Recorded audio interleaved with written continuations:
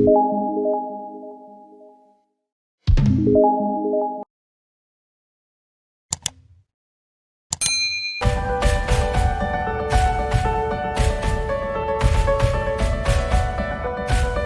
semaines sur 3 semaines à pratiquer cela, comme nous l'avons vu depuis 42 ans.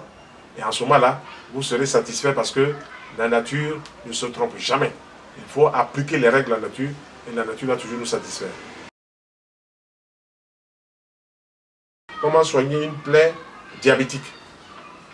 Soigner une plaie diabétique, localement, il faut de l'argile dans laquelle on va mettre de l'infusion de girofle. C'est-à-dire on prend de l'argile, on mélange le girofle en infusion dedans, on mélange et puis on applique ça sur la plaie. Mais on met une gaz légère puis on applique ça sur la plaie.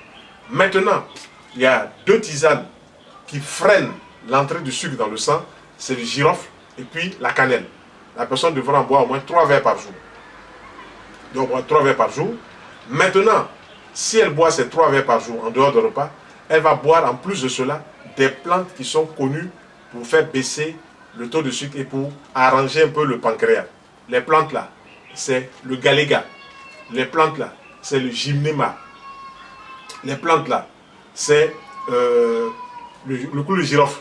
Voilà. Donc, galéga, gymnéma, clou de girofle. Voilà déjà 3 plantes qui vont faire du bien. Et puis, donner aussi beaucoup d'oignons dans l'assiette de crudités végétale ou même dans le jus. Parce que l'oignon aussi a une action sur le pancréas. On dit qu'il est hypoglycémien. Donc, il fait tomber le mauvais sucre dans le sang.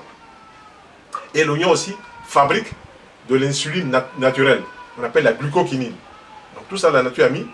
Quand on a la connaissance de ces lois naturelles, on est un peu libre. Parce qu'on ne va plus faire des erreurs, je dirais, bêtement. Voilà. Donc, cela n'empêche pas la personne qui a des problèmes de faire ses contrôles à l'hôpital. Pas du tout.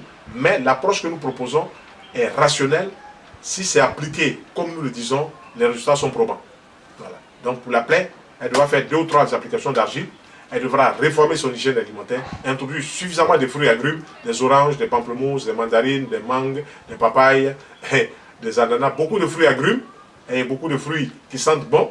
Plus il y a des odeurs, plus il y a des parfums, plus aussi il y a de la thérapeutique.